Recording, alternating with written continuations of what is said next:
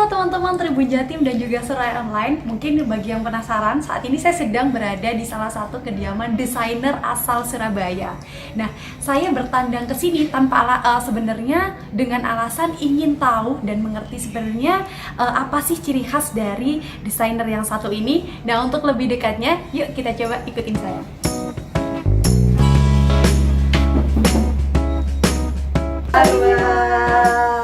Ini desainnya ya Mbak ya? Iya. Ini batik apa Mbak kira-kira?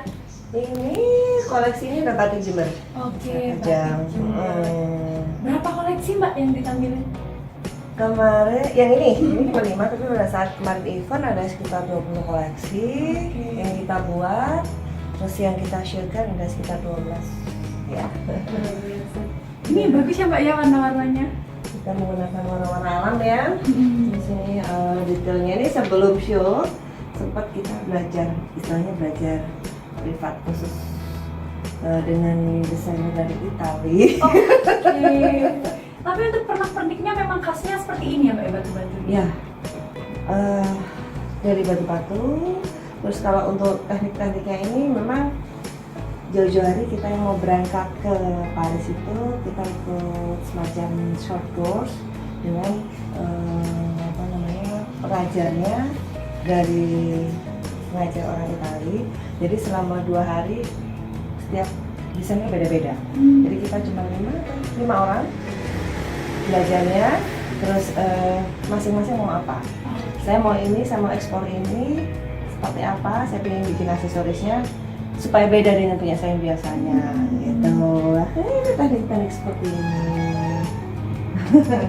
Selama 2 hari dari jam 8 pagi sampai jam 6 sampai jam 7 pagi.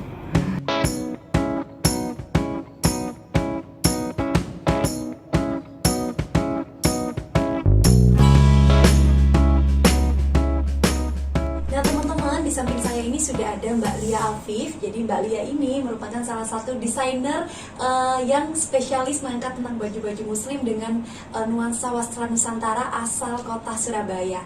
Nah, untuk lebih jelasnya, nah ini saya akan berbicara langsung dan berbincang dengan Mbak Lia. Mbak Lia ini kan spesialis mengangkat tentang kain-kain tradisional ya Mbak. Apa sih yang membuat Mbak Lia tekun gitu atau konsisten dengan kain tradisional? Sebenarnya sih sejak awal saya memang sudah konsisten difokus di kain Nusantara, wastra Nusantara. Tidak hanya batik, tenun, songket, ulos, semuanya udah pernah saya coba. Semuanya sih berawal hobi ya. Hobi kami sekeluarga. Saya suka traveling. Saya suka traveling seluruh Indonesia. Dan di situ pasti saya ke tempat kain ya, kain-kain. Saya suka sekali dengan sesuatu hal yang dibuat dengan handmade, dengan karena basic saya juga dari arsitek ya, otomatis dari awal sudah tertarik dengan sesuatu yang berbau art. Jadi dengan pengerjaan kain-kain batik, kain tenun, kain songket yang semuanya menggunakan handmade, itu pasti sesuatu yang menarik banget bagi saya. Apa sih Mbak tantangan menggunakan kain-kain wastra Nusantara? Soalnya kan kalau dipikir-pikir anak muda zaman sekarang kan jarang melek akan keindahan Indonesia gitu. Salah satunya kain.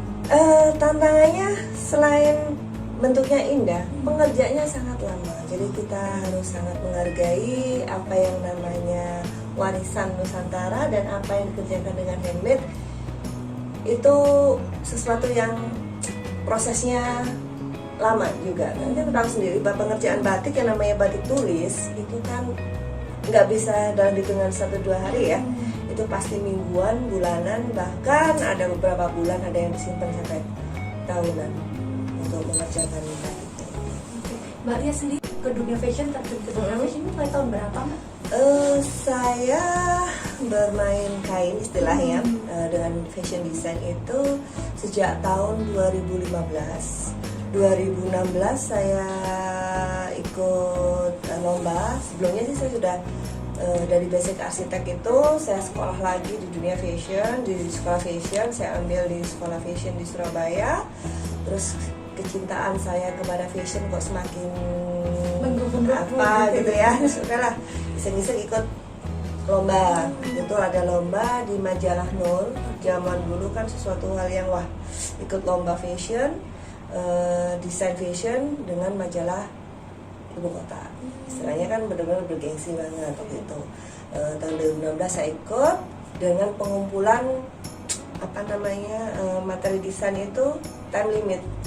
Jadi sampai umumnya terakhir tanggal 30 gitu ya. Saya sampai Jakarta tuh paketnya itu tanggal 30 pas. Nah, setelah proses sampainya itu dengan time limit yang terakhir, karena memang saya kebiasaan zaman-zaman kuliah selalu deadline tugas ya, memang tugasnya terlalu banyak gitu kan, otomatis sudah terbiasa dengan sesuatu yang harus record harus iya. jalannya gitu kan. Iya, jadi saya tuh dapat pengumuman kita lomba, masuk final. Seneng banget waktu itu, 40 besar, 30 besar, 20 besar, sampai 10 besar. Saya masuk 10 besar, dan akhirnya pada saat final, alhamdulillah saya memperoleh juara 1 pada saat itu. Daerah mana Mbak? Ini baju saya menggunakan batik Jember, Batik Jawa Jember. Timur. Oke. Waktu itu saya disupport Kabupaten Jember mengikuti event di Paris Fashion Week. Oke. Ya. Di Paris Fashion Week itu saya mengangkat batik Jember yang menggunakan warna-warna alam. Oke. Ya, jadi penggunaan bahan yang saya gunakan adalah warna-warna seperti ini. Gitu. Jadi pantun warnanya seperti ini, dan pemilihan batiknya dari sekian banyak pengrajin. Pada saat itu kan saya berjumpa dengan ibu bupatinya. Saya minta semua pengrajinnya yang ada membawa hasil karyanya pendopo pada saat itu, terus saya pilih beberapa. Apa sih yang membuat Mbak Lia tertarik dengan batik Jember untuk diekspor ke dalam karya? Ini khas banget karena batik Jember kan motifnya ada seperti kita tahu ya, bahan produk dari Jember itu banyak menghasilkan yang namanya tembakau, kopi, terus coklat seperti itu kan. Dan di batiknya pun khas dari tanaman dari Jember ditampilkan di situ. Seperti ini ada motif tembakau, ada motif biji kopinya ada di situ. Ya. Yang dikenakan Mbak Lia ini apa sih Mbak makna di balik motif ini? Di sini menunjukkan bahwa kain motifnya ini sudah menunjukkan ini loh Jember. Oh, berarti khas. Ada khas banget karena dari beberapa motif saya pilih yang bisa menunjukkan ciri dari kota tersebut, kabupaten tersebut. Oke, untuk karya batik Mbak yang spesial Jember ini udah dibawa Mbak Lia kemana aja Mbak? Saya bawa ke Paris. Ke Paris Fashion Week ya? Iya. Oke. Pada saat itu ada beberapa, sebelumnya kan saya pernah ke London ya. Beberapa wartawan dari London datang ke Paris, ketemu dengan saya. Wah, ini beda lagi dengan yang di London 8 hari kata gitu. Terus dia nonton, terus memberikan apresiasi yang banget.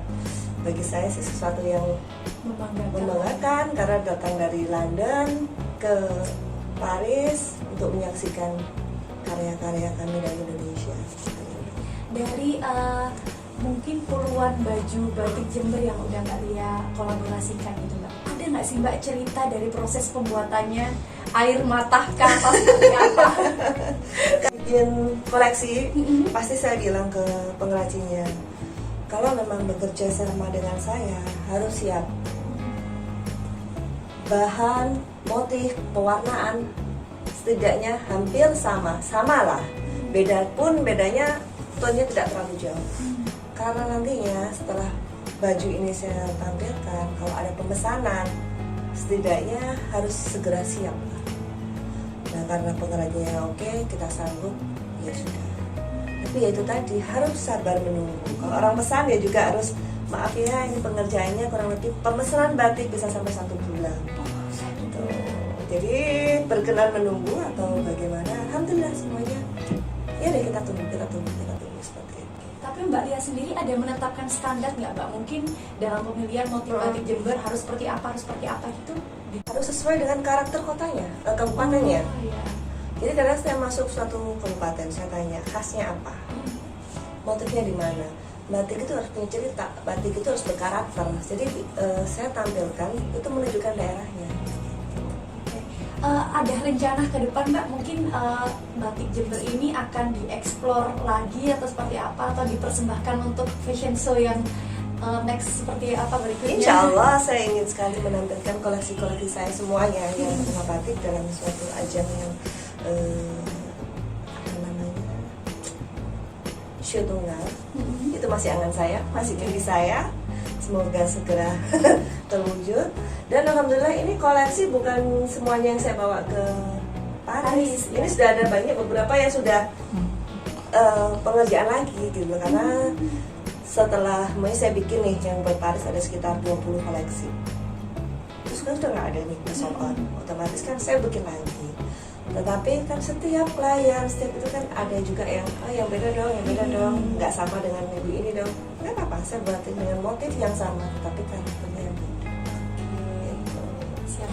Nah, ini cukup menarik sekali ya bahasan saya dengan Mbak Lia Afif, di mana Mbak Lia Afif ini tetap konsisten gitu selama berkarir mengangkat tentang wastra Nusantara. Nah, tapi untuk bagi teman-teman semua Tribun Jatim dan juga Surya Online yang penasaran apalagi sih kain-kain batik yang akan kita eksplor selanjutnya, tetap update informasi terbarumu di tribunjatim.com dan surya.com. Saya Lia Afif dan saya dan juga Lia Afif undur diri dulu. Sampai jumpa dan selamat beraktivitas.